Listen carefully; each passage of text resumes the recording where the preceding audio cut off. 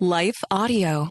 Welcome everyone today to Empowering Homeschool Conversations. I'm Dawn Jackson, one of the co-hosts, and I'm just so happy to be here today. I just want to ask this question. If you're looking for a safe community for your diverse learner and you want to know if a co-op is a good fit for you today, this is the podcast for you.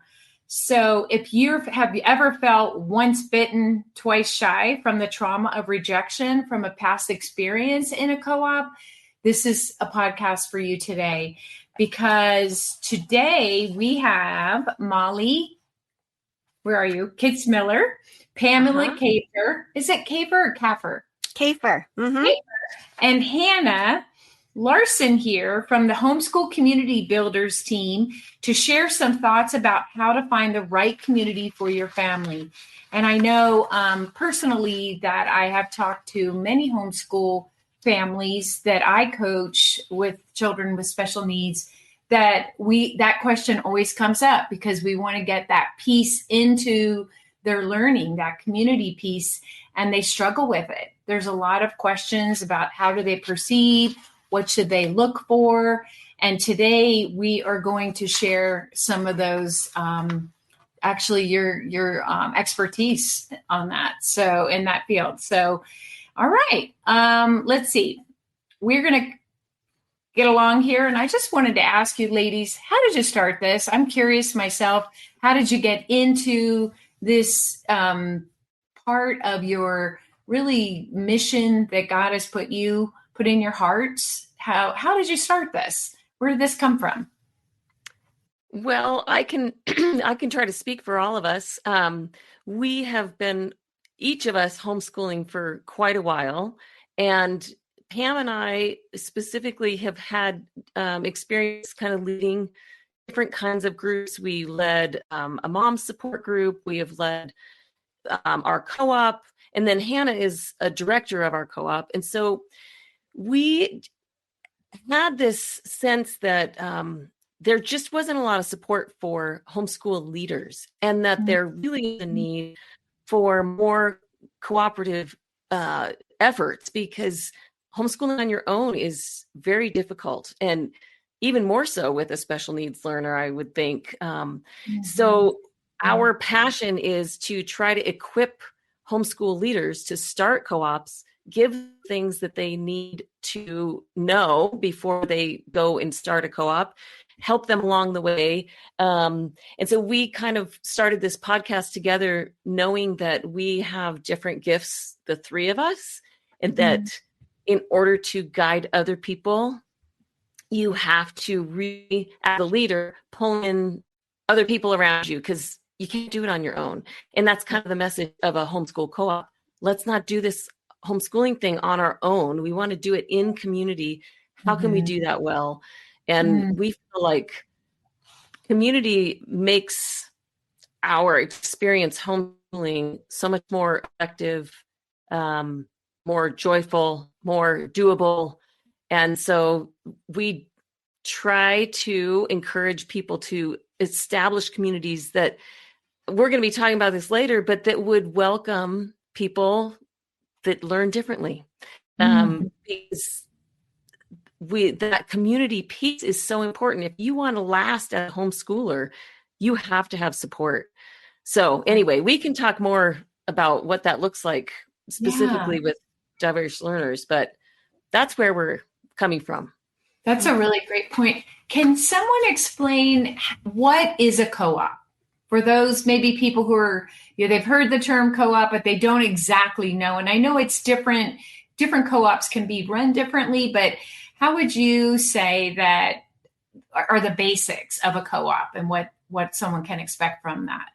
You have to have people. What's that? You have to have a group of people that come together for a common goal and purpose. And that can look any number of ways. It can be academic, it can be social, it can be electives or fun things, fun gatherings. I mean, there's nature group co-ops and academic co-ops. It can be parent-led. It can be drop off. I mean, there's any number of ways it can look, but ultimately it's a group of people that are coming together for a common purpose and goal. And in this instance, it's to homeschool our kids. Mm-hmm. Mm-hmm. Okay. And to build a support network, within that group. Mm-hmm. Yeah, that's good. Okay, so we're going to continue on here, and I wanted to ask you, if a family or a person is looking for a co-op that supports diverse learners, what do they need to ask? What do they need to look for, and what are the questions they need to ask? What are some good questions to ask along the way?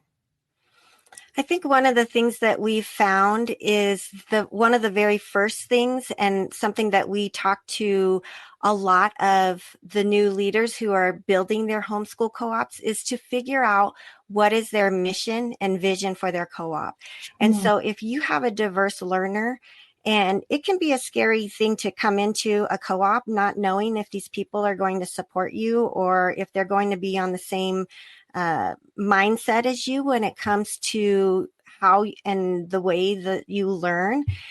So starting off with figuring out what is your mission for your family and your vision, and then making sure that it aligns with the vision and the mission of the leadership that is at the co-op that you're going to. I think that's a really good place to start.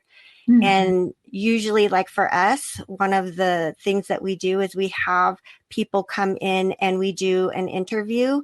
And the whole purpose of the interview is to make sure that we are in alignment with those things.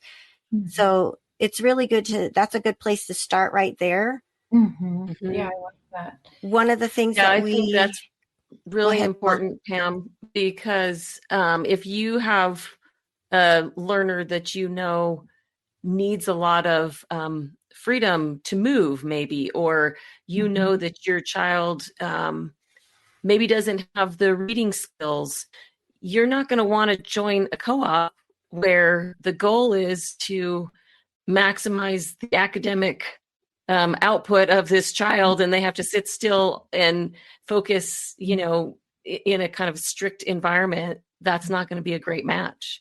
And it's okay that somebody runs their co-op that way. It's just good to know up front, excuse me, if your child is going to fit or not, because you don't want to try to fit them into a place that is the wrong environment, and vice versa. The co-op doesn't want to invite students in if they don't have the mission to serve them. So, or the heart, right? Or the heart, exactly. Or the knowledge, or the resources. The right? resources. I mean, yeah, that's a good point. Sometimes the heart is in the right place, but there lacks the resources or the know-how to meet the needs of some diverse learners. And that's not to say that there can't be equipping along the way. I mean, that's what you do, Dawn, right? You equip teachers and parents. But you want to make sure that you're doing it well for these students, not just fitting them in where it's going to be a struggle the whole time. Right. I think one of the ways that a parent can do this, and leaders of co-ops can do this better too, is by asking a lot of questions right up front.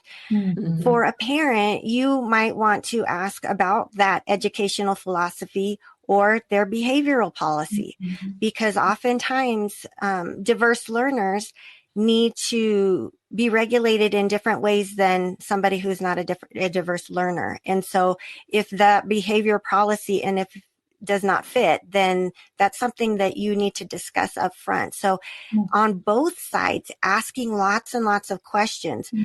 One of the things that we promote within what we do is parent-led co-ops.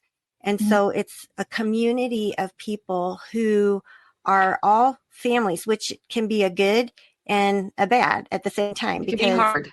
It can be hard because everybody has their own opinions of how they want to homeschool, how they want to run their classes, and very strong opinions. That's why we are homeschoolers, right? But Yeah, it's true. It kind of goes hand in hand a little bit yeah. there. It does. So, but parents need to know, how long are the classes? How long is the day? Do they have breaks? What is acceptable? What is appropriate for the type of co-op that they have? So going in, and as far as a co-op leader would ask questions too, like what are the needs of your student?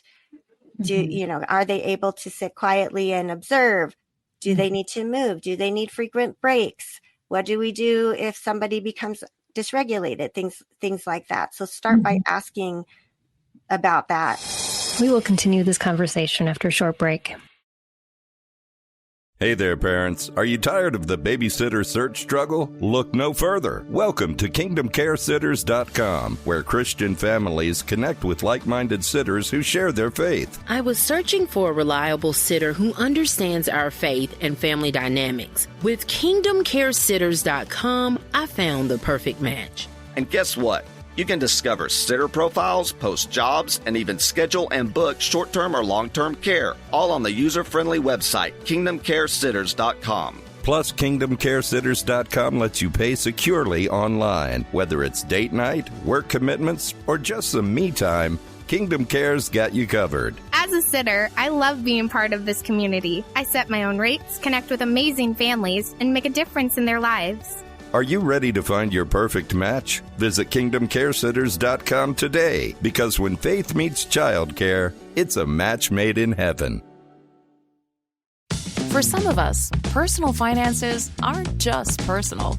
They include loved ones, neighbors, the communities we call home, and the causes we hold in our hearts. At Thrivent, planning your finances is bigger than just money. We help you put your plans into motion and faith into action so you can do more for the ones in your heart. Because sometimes all you need to make a difference is someone to help you make it happen. Thrivent, where money means more. Connect with us at Thrivent.com. This is Empowering Homeschool Conversations, provided by SPED Homeschool, a nonprofit that empowers families to home educate diverse learners. To learn more, visit spedhomeschool.com. I think it's really important, too, for a parent who is wanting to take a diverse learner to a community, to a co-op, that they have prepared ahead of time, that they can know their own student, know what their needs are, know what their shortcomings or their weaknesses are, know where their strengths are, and be prepared to be very engaged with their own student to help them succeed. Because coming to a co-op, most of us are moms that do not have training necessarily in working with a student with an IEP or, the different things. And so we can't expect other parents necessarily to know the best way to interact with our child. And so that is on the parent, I think, to make sure that they are willing to speak up, to offer suggestions, to be in class maybe with their student, whatever it is, but they have to have this willingness to be able to work with the co-op and not take offense if somebody doesn't understand their child, but educate people. And then we all become better for that, because if you've never been exposed to a student that doesn't just sit quietly and listen and do their work, if that's your expectation of all the students, then you as a co-leader or a parent in that co-op are going to be sorely disappointed when you're faced with students that need to move or, need to process verbally or all the things that can't stay regulated. You're just going to be frustrated. But if a parent is willing to help educate that teacher, then, there's benefit there for everybody. Well, there's a level of partnership that's needed in any co-op, right? With any student, but maybe more so with a diverse learner, because, if a mentor or a teacher doesn't know the triggers that then leads to someone being dysregulated, that's a simple conversation, right? To equip them. And it's the kind thing to do, is to have that clear communication and support. I mean, that if they want their student to succeed, then they are going to have to clearly communicate so that the teacher or mentor can do their best, right? And then there needs to be lots of grace, because, you know, we're all learning about all of the variety of students in our class and how they work best and what connects with them. And so, as Pam says, clear is kind, you know, so clear, open communication is important. Can I give you an example? So I have 2 adopted children, and with that traumatic, you know, beginning to life has come some difficulties with regulation. My daughter has severe dyslexia. You know, we're dealing with a lot of things. And as a parent, I would go, if I were joining a new co-op, knowing what my daughter's weaknesses are and the scaffolding that she has to have, I would go and ask, are you willing to allow her to maybe not do every assignment because it's beyond her ability? Are you willing to let us use text to or voice to text things for her to, you know, these kinds of things? Are you willing to allow me to be in class with her so that I can maybe take notes because she can't do it? Or, you know, just those things. If you already know as a parent some of the things that you have to do to help your student, go in with that information and ask the co-op, are you willing to make these modifications because she's not a typical learner? And so, but I believe it's good for her to be with her peers and for her peers to see that not everybody thinks the same way or learns the same way as they do. It's good for them too. Yeah. Can I add too, if a parent has, for example, they're working with a behavioral coach in the home, I would recommend that anything that's in place for that child would be shared with the teacher as well. Because sometimes those kiddos are very keyed into what the plan is and what the rules are. But if they go into a setting where they're not implemented and not shared in that setting, they'll know that they can have a little bit more wiggle room. I coach a family online, and mom shares with me often when the behavioral plan's updated, because sometimes I've seen certain behaviors, even in a Zoom call, and, you know, I've had to ask her about them. She goes, oh yeah, we just implemented new behaviors. And now I know when I'm working with him online, I can say, you know, something maybe, hey, I think so-and-so has earned some great points today, because it's just going to be a motivator, number one. You can even have in your co-op a checkoff sheet. So the teacher just signs off at the end of the day. You don't even have to say anything or have that conversation, but the student can have his, you know, or her own checkoff sheet. And you just said, yep, full points, happy face, however you want to use it. But it's another way to communicate how that person's doing and did they meet their goals for that day. It's just a side thing. So does your co-op in particular have a questionnaire for parents or a way for parents to kind of log in or go online and put in notes for the child when they sign up? We do a parent questionnaire and a child questionnaire at the beginning of class, kind of saying, what are your child's strengths? What are their weaknesses? Do I need to know any, maybe even allergies or, all those things, kind of what is your goal for your child in this class, so that the mentors and the parents have that baseline to begin with. I think that's really important to establish. We don't have a week by week format of that, but it's really important to get that information out there up front. And I would say, as a mentor, if a parent came to me with a behavioral plan, that is great, because Mm-hmm. now I know exactly what to do with this child, and I don't have to sort of make it up and figure it out. So, right. It's a great tool. And also, I would just say, I mean, part of something I would do in my coaching is help a parent create that. Even if you don't have an outside source, there is a way to create that and present that to a co-op to say, these are his goals or her goals that we're working on. And we're looking for 5 stars today, or we're looking for, a happy face or whatever. And it's pretty powerful. It's pretty significant to just, I mean, if that's where the child is in their learning and that's the thing that they're used to, why not continue that? Right. Mm-hmm. Yeah. Yeah. Dawn, I feel like that's you're such a great connector for homeschool co-ops and for the parents, because oftentimes parents have been hurt. Their kids have been rejected in situations because they've put, and the blame goes to both sides of it, because oftentimes parents just want to put their kids in and they just want to see how it goes. And then it doesn't go well because there wasn't a plan.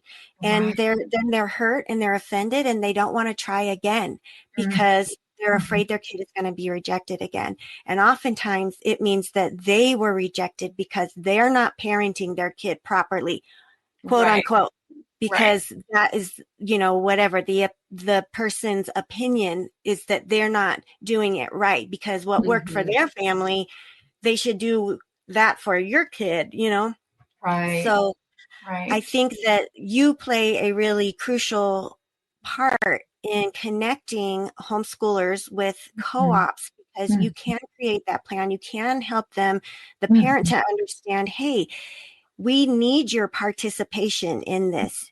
We need your feedback. You know best. You need to tell us. You can then translate it to the co-op and help the co-op to here are strategies that you can use as a co-op. But the one thing I want to mention is that the parents also need to know they're coming into a place with broken people who have opinions, who don't do things right, and to expect that you will get hurt. Anybody that comes to a co-op at some point is going to get their feelings hurt. It's going to happen. But that is where we're a faith-based organization that what we're talking about is teaching people how to do it. Christ's principles. And that means suffering through when somebody makes a mistake. Right. Because nobody's intentionally trying to hurt you and your family. And what I'm saying goes back and forth. Right. Yeah, it's both ways. Yeah. And that's what community is about. That's why God wants us to be together, because he gives us these principles to live by. You can't do it on your own. You can't grow in your faith on your own. You need people to sharpen your iron. You need one another to do it. And so when you come into it with that mindset, knowing that we're all going to step on each other's toes, we're not going to do it well, we're going to mess up.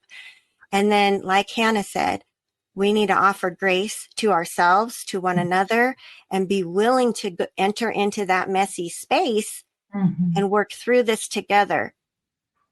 So it's got to come from both sides. That's good.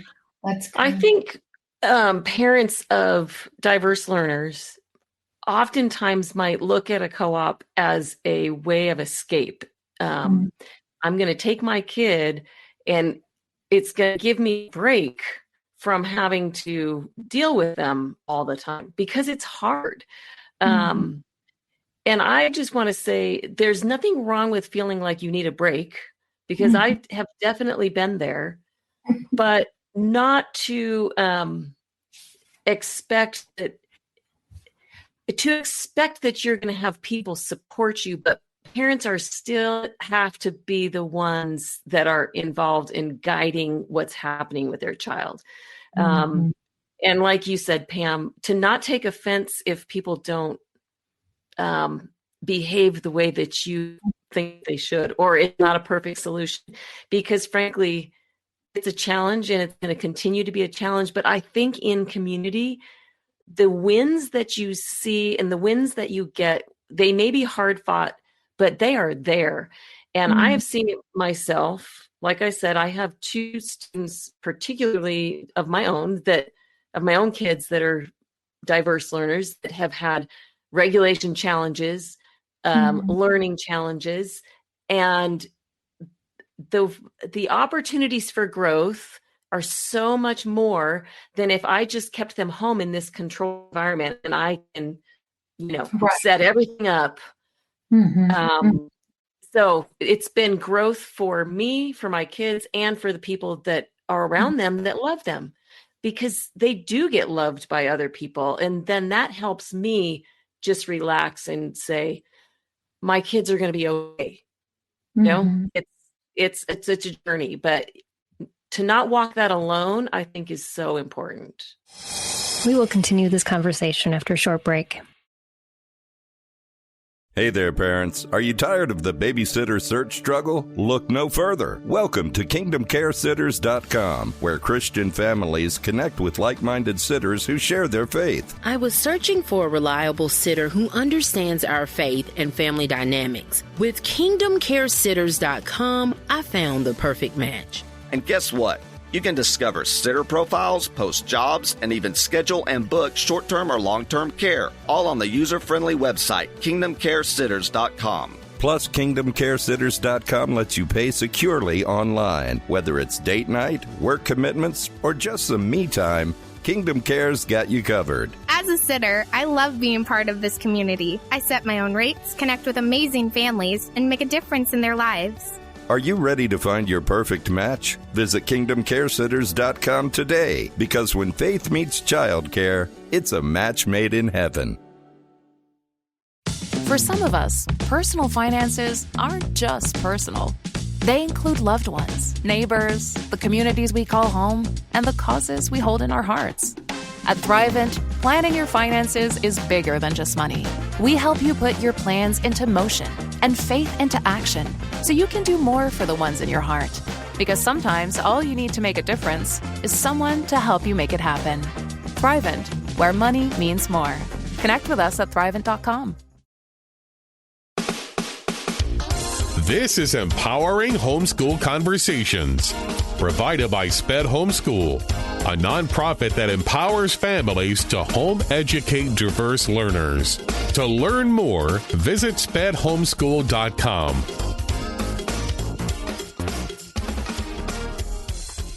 And I think parents, if they could understand that when you go into a co-op situation, what I would want to share with them is not to have these high expectations that your child's going to sit there and look like every other child. They're going to behave like every other child, but to understand the value for them just to be in community, for them to be exposed to other children, doing the expected behavior, enjoying learning, all that will trickle over into their heart and their soul and their experiences. But if you can take away your expected, well, I want this, take that away and just really go in with an openness that, you know what, I got to meet some really cool moms here. My little guy has a new friend today, and maybe it was a social thing. Maybe they didn't sit and write, for so long. I'll give you a quick story. I worked with a little guy in 3rd grade, pretty high up on the spectrum, very bright, but could not sit in a group setting. If he sat with me for 15 minutes out of 30 or 10 or 5, I was happy as could be. And then if he wanted to go over to another part of the room and just do what he wanted to do quietly, not, making any noise or distracting everyone, he was good to go. He was good. I was happy. I got 5 minutes. I got 10 minutes with him on task, doing what everyone else was doing. That I was happy as could be. And sometimes we have such high expectations that is not like, we feel like we can't do it because my child can't sit there like that. But it's okay if they need a break. It's okay if they want to go over and sit in a corner and play with some blocks or do something different. I think it's okay. I'm not distracted by that, though.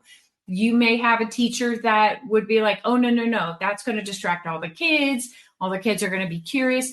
But you can teach your group to be okay and to stay focused. I've done that too, where I was just working, with a reading group, and I had that situation, and I was just able to say, it's okay. We're going to keep doing what we're doing. And you just stay on task. Have you guys ever had a situation like that? And how did you handle that? I can think of an example. A few years ago, we had a family with some kids that had really gone through some serious trauma, and that came out in their behavior. They just lots of attention-getting behavior. And I had one of these kids in my class, and he would just blurt out things, all the time. And so we came up with a plan. We had a code word, basically, that when he was blurting and not being appropriate, we would use that code word. So it wasn't having me to be like a direct confrontation with him. That would help sometimes. And then sometimes he just couldn't manage. And so he would have permission to go and walk outside of the classroom and then come back when he was able to participate. It wasn't that he didn't want to be there. He did want to be there. But the thing that helped him the most was having relationship with the kids in the class where he wasn't feeling like he was on the outs, where he was the bad kid. So if he had enough sense that he was welcome and that he was okay with them, then he did better in class. And that came from their interactions like at recess or at lunchtime when they were playing together.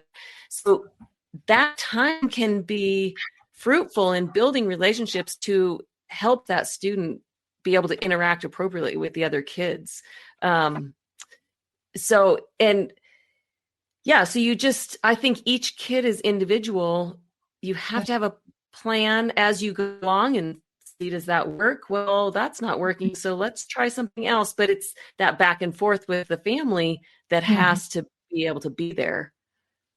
Now, Molly, I'm thinking of strategies, right? I have ideas for that. Can I just share real quick? If anyone's in that situation, one thing is oftentimes children that are auditory verbal processors, where they have to process what they're taking in verbally, they'll be big talkers in a group. So I always share with teachers to give frequent opportunities for students to look at their little friend next to them and tell them what they just heard or what they just learned. Or the teacher can say, okay, what are 3 things we just gathered from that? But oftentimes, if a child is overstimulated, not that you were doing it, but it could take just a little bit, they need to kind of regulate by talking. So when you like, I do movement breaks with kids, even on Zoom calls, when I'm working and coaching with kids, it's like, okay, I can see they're getting a little too overwhelmed. There's too much language from me for some reason, maybe not enough visuals. So it's like, okay, let's take a movement break. And so, or tell me one thing you heard me just talk about. What were we talking about? And so checking for understanding. I don't know if that would ever be helpful, but maybe someone needed that. So one thing I want to add here is that in order for what Molly was saying and for what you're saying to happen, that communication is so critical. It needs to happen. It needs to happen more than one time. And I think sometimes on occasion when there are situations where a family or a kid has been rejected or they've had some sort of trauma like that, that it's hard for parents sometimes to receive feedback more than one time. They feel like, oh, I'm in trouble again. Oh, I'm in trouble again. So establishing up front that ability that we're going to communicate a lot, more than once. And so to not feel like you're getting in trouble here, we need your feedback and we need to be able to give you feedback as to what's going on if that parent is not in the room at the time, so that we can help the student be successful, that we're a team together. And knowing that up front ahead of time, I think will help increase the success of that co-op. But if you're a parent that's already feeling like, oh gosh, my student, he's getting all this attention or she's getting all this attention because she's a verbal processor, and then it keeps coming, well, they were doing this again. You have to change your mindset. And you have to know that you're working together as a team. And that's where it's important to understand what the mission and vision of the co-op is. Because if their leadership is on board with you and they are like, yeah, we want to do this. We want your student being here is going to bless our community. Right. And we need you to be a part of our community, but we need to work at this. It's going to take work, but in order for all of us to experience the blessing, we all have to come to the table and be part of the game. I love that. Yeah. And parents need to understand that there is going to be a learning curve. If you're in a group where, well, we've never had a little guy like this before, there's going to be a learning curve for everyone. And I agree with you, Pam, that you have to communicate the story. My question has always been, how much of a story does a parent have to tell the leaders, in this co-op? Because some kids have had pretty rough histories, right? When I know as an educator and a teacher, when I would go into a classroom for the first time, I'd have a stack of IEPs about all my students. And I don't tell anyone, but I would always do this thing where I'm not reading those. I'm not reading them. I want to meet this child first. I don't want to meet them through a history that is not that beautiful, or it's negative, or they have a behavioral plan. I like knowing, okay, there's a behavioral plan, but I don't want to focus on the nitty gritty of all the horrible things. So what would you all suggest that, how much should a parent share, right? Like I remember meeting a student in 6th grade, and the first thing I heard out of the teacher's mouth was his story. Oh, you should have seen him in kindergarten. You should have seen him. No, that's not who he is anymore. So how far back should they go? How much information would a co-op need? Do they need a copy of an IEP? I don't think so myself, but I would say just the accommodations page, if they're still relevant for that child, or that's something that a parent can write up. But what do you guys think on that? Hannah, do you want to answer that? We've never had a problem with an IEP. We have had some diverse learners with some challenges that we work through, but no one has come with an IEP, and I think that's more than okay. For sure. I think what is helpful for us to know for this co-op, does that mean that we need to know every trauma that they've had in their life? No.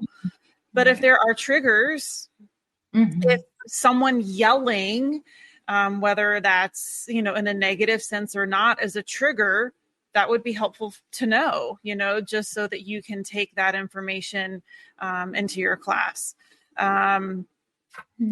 What support they need. Those kinds of things, like what would be helpful for me to know in the classroom? What are their triggers? How can I support them? What helps with their regulation? Those kinds of things, more so than all of the history, I think. Yeah, I can speak for my own kids. I would not share their whole adoption history with a co-op. The fact that they are adopted is rather obvious, but I would just say, like you said, Hannah, like this is what triggers them. This is what it looks like if they're getting dysregulated. These are the things you can do to help keep them regulated. If you see this kind of behavior, this is what I would suggest. Those kinds of things, whatever is going to be helpful to the leaders or to the mentors and the teachers in the class. But I think a student's private history should stay private, and we don't share those kinds of things if it's not absolutely necessary. I want to add, Molly, too. I know something in our assessment, our online personality profile, it tells us the natural things that motivate a child. We like to focus on the strengths of the child. This is what my child's really good at. they're helpers. They want to help. So if you want them to pass out papers, that gives them an opportunity to move, to kind of connect with other kids.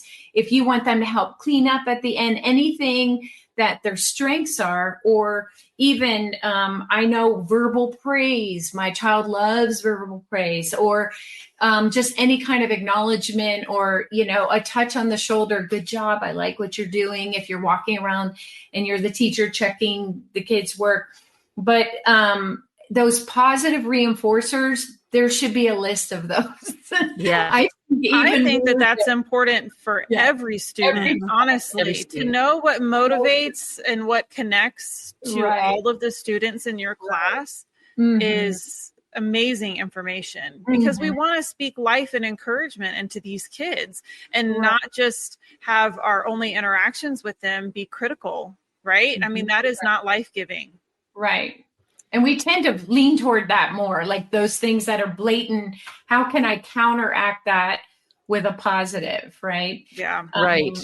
That's good. One thing I want to add in regards to sharing your story is that sometimes, and I'm not saying you have to share all of the trauma and all of that, but sometimes when you have somebody who has no idea, who has their own opinions about how things should be run and how you should parent your kid and things like that, that sometimes it is helpful to share a little bit of something. But I would say when you are sharing, to be discerning about what it is that you're sharing. You don't have to share everything, but sometimes when I know that I've had friendships in the past where I have felt like somebody's behavior was really bizarre, and I was like, that's silly. Why do they have so much fear around this thing?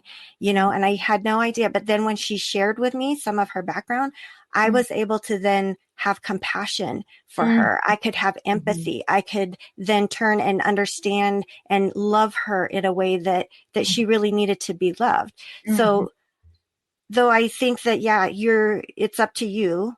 You need to discern, is this person trustworthy? Is this person worth the energy and the effort that it's going to take? Or do they actually want to learn about your kid and want to love your kid? Right. Ask yourself those things and then decide if you want to let them have some insight into what's going on in your world. So I would say, don't feel like you shouldn't share anything and that everything should remain private, but also don't share everything at all. And I also want to share, be careful with labels, parents. I want to say this to our parents, because if you go into a new classroom with a new teacher and you're that sharing parent and you say, my child has ADHD. Well, guess what? ADHD is so individualized. There's no umbrella like this is ADHD. Right. So you may have a child that is quiet and sits there, but it has their imagination way out the window and isn't following directions. And then you call on them, and every time you try to pull them in, they're not listening. And you're thinking they're just being defiant or whatever. No, that could be inattentive. But and even though I'm a special education teacher, I have all the degrees and all that, I'm still really sensitive about labels, because labels hurt, number one. And then if I say, like I said earlier, on the spectrum, right? Like on the spectrum of autism, I can like describe that child and another child on the spectrum with autism. They're vastly different. So we have to really be more intentional about who is the child. That's why I love the self-portrait, because this is a true picture of who your child, a pretty close picture of who this child is. It gives more insight to a teacher or the person that's leading that than even if I wrote a book on my child, right? But I can say, these are the strategies that work. This is what the environment my child needs. They might get overreactive if the lights are too bright and they're sitting under these fluorescent lights for a long time.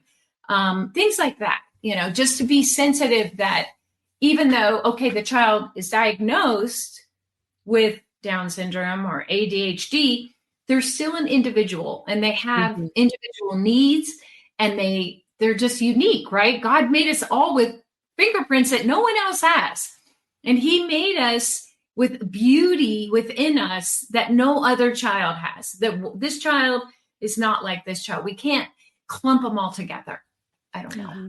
I think that's part of the beauty of homeschooling, because I know most people that I know that homeschool resist those kinds of labels because they do see their kids as individuals. That's one of the reasons we homeschool, is so we can meet individual needs and not just put them through, the same education that everybody else gets. Like, we want to do things differently for our kids because they have different needs. So I think that is one of the great things about not having IEPs, because you can a label can be passed along with your student on an IEP. Like, we don't necessarily need to know that, right? And it's so traumatizing. It was traumatizing to me to sit in an IEP meeting and have a reflection of a teacher's assessment on a child that is going in a report for the rest of that child's life. And I'm sitting there going, no, that's not him. That is not him. That's not my experience with him. I see him as gifted. I see him with all these wonderful strengths, and none of that was mentioned in a report like that. So it's a real tragedy, and it's very traumatic. It was traumatic for me. And my prayer was, God, I pray he never sees that. I pray he never, ever sees that, because the work that I was doing with him was vastly different. And he even said to me one day, I guess it's because I'm not normal. And I said, no, you are normal, because you think out of the box and you know who you are and what you want, and I just had to teach him a little bit of tolerance for the things that were boring and not interesting. And so, there's ways around that too. But anyway, thank you for saying that, because it is true. But I do want to say, Molly, I have worked with some parents who are still stuck in the mindset of trying to replicate the classroom into the home, because that's all they know. And they don't have a lot of coaching around that. That's, another piece of my work, being able to help parents rethink what is homeschooling. And I've had parents come to me and say, we do that all the time. Yeah, I know. Have you ever told a parent, stop homeschooling? Just observe your child, get to know your child. Just wait till I coach you a little more before you do anything else, And I had a mom do that. And for 2 weeks, definitely she have said, put away the books. Put away the books. Just play. Yeah. Well, there's a common advice when moms reach out, like on some of these Facebook groups, like I want to pull my kid from school and jump into homeschooling. And comment after comment is, please give some time and space to de-school, right? To let your kids settle into a new routine, for you guys to find a good rhythm. Because I think the tendency is to try and replicate traditional school at home, which is only going to cause a lot of frustration, right? Don't try to do that. It does. That's not the goal of homeschooling. No. I'm working with another lady right now. We're about to do a parent workshop on trauma from the education, from the public school, what kids often go through. She ended up homeschooling her daughter. When she brought her home, she just picked up and kept going, but she had to desensitize and deregulate her daughter's fears from math. And she didn't even know how traumatized she was, but every day she didn't get her math done fast enough. So they put her in the hallway during her specials, and all the other kids were going to music. She had to sit like a bad shaming her in the hall to do her math. And so when mom tried to do math with her, she wouldn't do her math. And she was shut down. Oh, no. She was so traumatized with math. And the mother didn't even know this was happening. Yeah. And this went on for almost a year. And so there's some of that. Like you may see resistance in your child and you're thinking, why is there resistance over math? It's not that hard, but you don't remember, maybe you need to dive into their experience. So there's a lot of pieces to that. Did we get off on a tangent, Pam? Help me. A little bit, but I was going to say that it's here, I'll bring us back in, is that that's one of the things that we need to consider, because if somebody is pulling their student from public school and now they're at home and they're homeschooling, and now they're like, okay, I'm ready for community now, they need to keep in mind that stuff is going to come with them to the co-op. And so that's why it's so important. That's one of those stories that it might be worth telling a teacher that situation, so that if certain behaviors come up, that they can have empathy and compassion for the student and understand that those things are going on. Wow. So, yeah. One of the things that you always say is, when you have a situation, rather than trying to like punish the child or discipline the child, to get curious and ask why, what is going on, what is behind this behavior, instead of seeing the child as bad. Look at the behavior. The child is made in the image of God, but they're exhibiting this behavior for a reason. What is that reason? Can we get to the bottom of that? And then you can actually solve the problem. You can actually deal with the heart of that child, instead of just saying they are their actions. They aren't, right?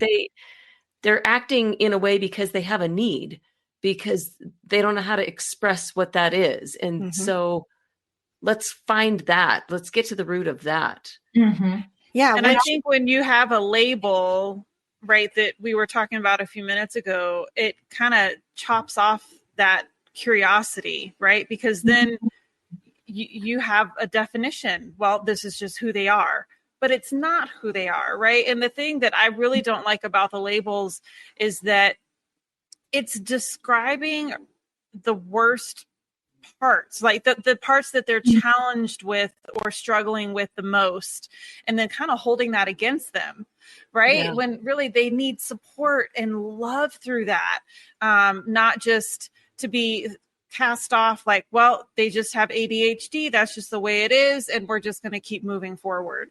When you have that curiosity to try and understand what's behind their reaction to something or their behavior, I think that is just so nurturing. And I think we see them, right? At that point, we see who they are, and they are wonderful people that in this moment might be struggling. Thank goodness there's not a label for all of my negative attributes, because that would be quite long, right? And I would not want that broadcast everywhere. So, yeah. Well, that's why I think what you guys do is so important with the assessment, because I started to homeschool our mentor son, and we mentored him for 10 years. And when COVID happened, I started to homeschool him, and he needed help. And I wanted a label at that time, because I knew that when he came to me, I didn't know what his issues were, but he was 4th, 5th grade level, and he was in high school at the time. And when he came, I did not know how to help him, because I did not have the training, and mom did not want to tell me what the label was. And so it was really frustrating and hard for me, because I didn't know what to look for or how to get resources to help him. And I wanted to, but I felt like my hands were tied and I was just throwing things up there. If I had an opportunity to do an assessment like what you offer, Dawn, on him, then I would have been able to help him understand himself, where he needs to. Maybe he just needed more time. Maybe he just, maybe he needed different ways, but I didn't have a label. I didn't have anything. And so I felt like I didn't do him justice at all, because I was needed information maybe more than a label necessarily. Yeah, I was thinking something. Yeah. Right. But that learning style one, and then the learning disposition, what does a child need? Do they thrive better in the morning or the afternoon? Where's their energy? What kind of a thinker are they? How do they approach learning? Are they curious? Do they need to learn through moving? I mean, all those components can really change the way you teach and approach a child. I know for myself, I mean, I'm working with a little guy on a Zoom call who is constantly moving. So I have to get out of my chair and do jumping jacks with them and all kinds of things, and which is good for me. I don't mind that, but I respect that in him.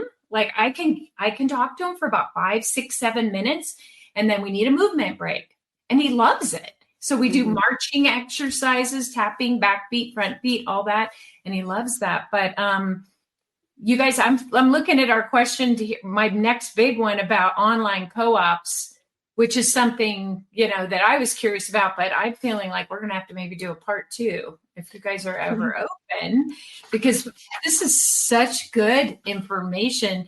And I'm sure parents have questions. And if parents do have questions today, feel free to ask your questions underneath this podcast.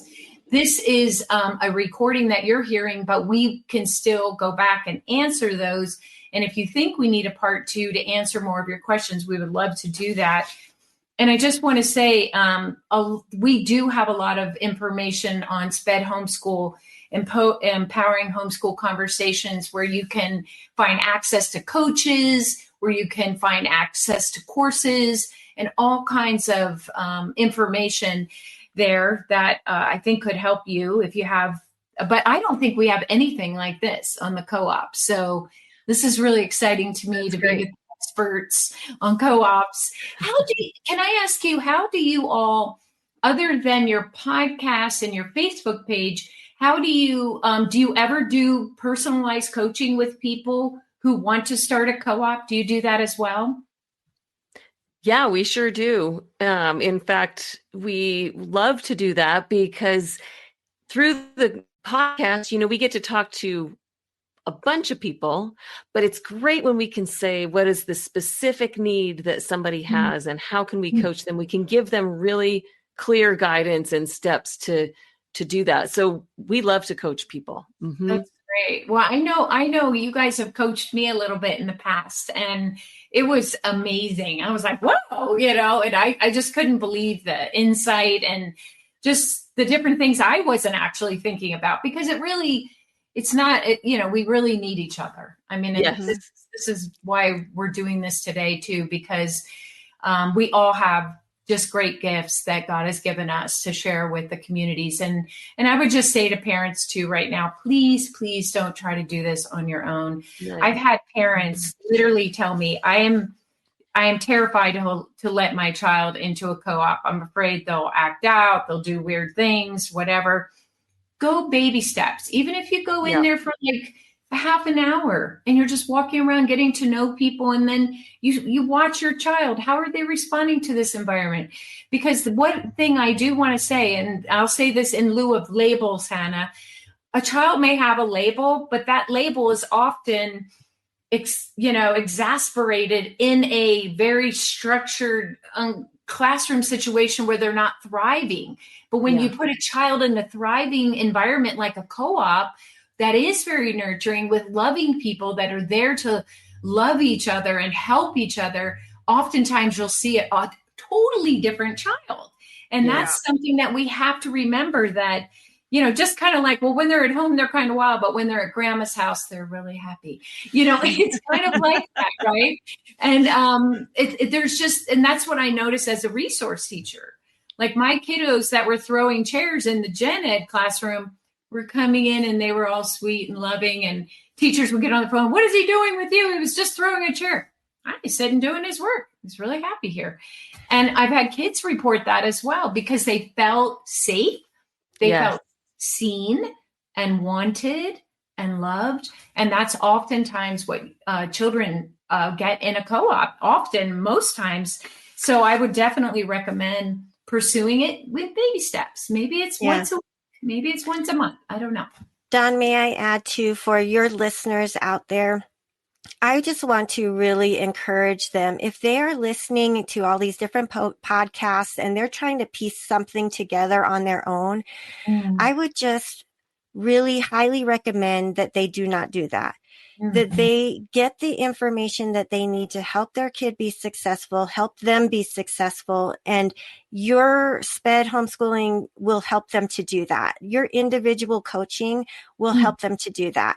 So I know that we in what we do, we tend to listen to all of the podcasts, try to figure it out on our own. And then it just takes so much time and energy and effort to do that. And so that's why we offer coaching. And I know that's why you offer coaching. And when it comes to something like your student and that trauma and the rejection that is just so prevalent in the way that they live their lives, get the coaching, get the assessment, get the information, be empowered so that you can help your student, help your family, help you be successful in that way. It's invaluable. And so I really believe in what you're doing. And I think that you can be such a great connector for homeschool co-ops and for parents of diverse learners. So thank you. Thank you for letting us be on here and sharing with you and talking through some of this stuff. I hope it's been a blessing for you. It's a blessing. You're a blessing. And I want to say that about curriculum too, because I think parents get super overwhelmed. I know this is our last minute, but when a lot of parents come to me just saying, I don't know where to begin, they're overwhelmed. They're bombarded. If you look on a Facebook page, 10 people will offer 10 different links to what they should be doing. And we personalize that. We take an assessment, an online assessment that the parent or child can figure out. And then we customize and personalize.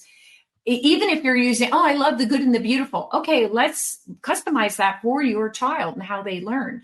So anyway, there's just so many great parts to that. But do you guys have any last words you want to share today, or are we good? I think we're good. Thank you so much. And just a word of encouragement to parents who are out there with special needs learners. Just get the help that you need and the support that you need, and you don't have to do it on your own.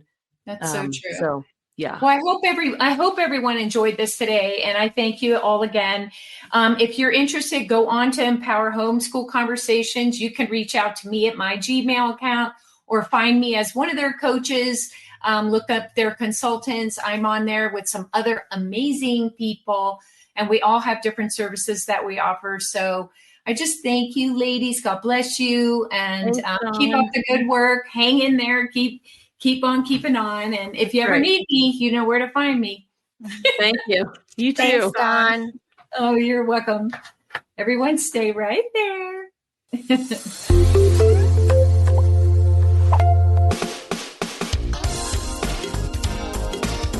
I want to take just a second to thank the team at Life Audio for their partnership with us on this podcast. If you go to lifeaudio.com, you'll find dozens of other faith-centered podcasts in their network. They've got shows about prayer, Bible study, parenting, and more. This has been Empowering Homeschool Conversations. Hey there, it's Nicole Eunice from the How to Study the Bible podcast, and I'd love to invite you to join us as we weekly discover a passage of God's Word together. From beginning to end, from principles to practicals, we are here to make sure that God's Word is powerful and relevant to your life. If that sounds like something you're looking for, I would love to invite you to subscribe. You can go to lifeaudio.com and search How to Study the Bible, and we'll see you there.